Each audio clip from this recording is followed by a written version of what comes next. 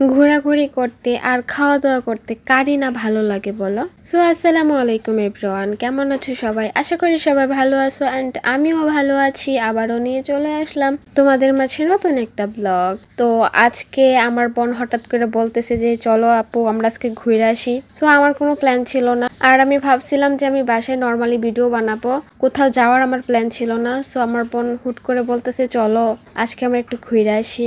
আর বাহিরের অবস্থাটা তেমন একটা ভালো না। আমি তো ফার্স্টে যাওয়ার জন্য রাজি ছিলাম না, বাট আমার বোন বলতেছে চলো আমি তোমাকে ট্রিট দিব।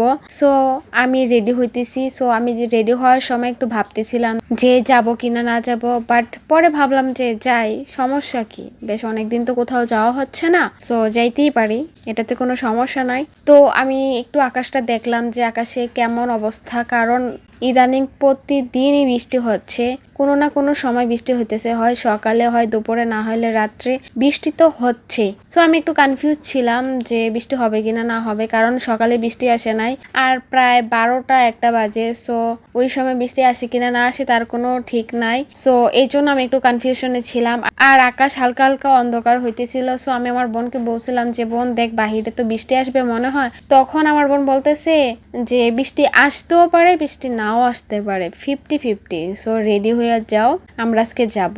আর আজকে যদি না যাই আমরা যাইতে পারবো না, কারণ আমরা এতটাও লাকি না যে আমরা যা চাইলাম তাই হইলো বা আমাদের ভাবনা মতো কিছু হইলো। তো আমরা রেডি হয়ে গেলাম এন্ড যাওয়ার জন্য আমি অনেক এক্সাইটেড। তোমরা তো জানো কোথায় যাওয়ার কথা হইলে আমি অনেক এক্সাইটেড হয়ে যাই। সো আমি অনেক এক্সাইটেড যে আজকে আমি যাব, ঘুরবো ফিরবো, খাবো দাবো, অনেক চিল করব।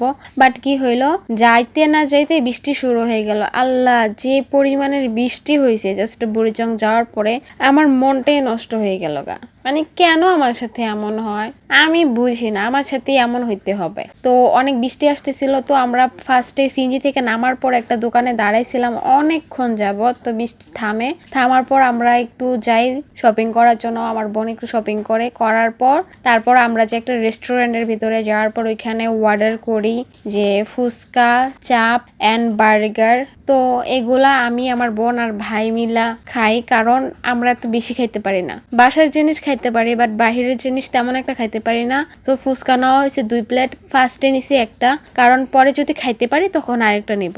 আর যদি সমানে একসাথে 2-1টা নিয়ে নেই তখন আর যদি না খাইতে পারি তখন টাকাটাই নষ্ট। সো সেই হিসাব করে আমরা ফার্স্টে একটা নেওয়ার পর একটা খাইছি, অনেক ভালো লাগছে। বাট আর আমাদের বুড়িচং অন্য একটা রেস্টুরেন্টের ভিতরে আমি চাপ খাইছি, অনেকবার খাইছি। সো ওই চাপগুলো কত টেস্টি ছিল, বাট এই চাপটা কেমন যে একদম আমার ভালো লাগে নাই। বাট বার্গারটা অনেক ভালো ছিল, সত্যি কথা যেটা, বার্গারটা অনেক ভালো ছিল, অনেক ভালো লাগছে। বাট চাপটা আমার একটু ভালো লাগে নাই, মানে কেমন কেমন লাগছে, একটু ভালো লাগে নাই। তারপরও আমার ভাই খাইছে, আমি হালকা হালকা একটু একটু ট্রাই করছি, আমার বোন আমাকে খাওয়াই দিছে।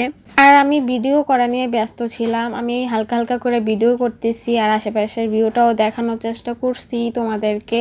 আর যারা আমাদের বুড়িচং থাকো তারা অবশ্যই এই রেস্টুরেন্টটা চিনে ফেলছো, অবশ্যই চিনার কথা। সো গেছি আর কি, কোনো রকমে খাওয়া দাওয়া করছি আর ভালো লাগছে, ভালো লাগে নাই এমনটাও না, সবকিছু মিলে আলহামদুলিল্লাহ। সো ভালো খারাপ হবে এটাই স্বাভাবিক। সো যাই হোক, আর আমরা বাসায় আসবো এরকম প্ল্যান করতেছি, কারণ বাহিরে অনেক বৃষ্টি হইতেছে। আর এমনিতেও বৃষ্টির সময়, আর বৃষ্টির সময় বেশি একটা বাহিরে থাকা ঠিক না, অনেক কাদা হয়ে গেছে গা, রাস্তাঘাটে পানি হয়ে গেছে গা।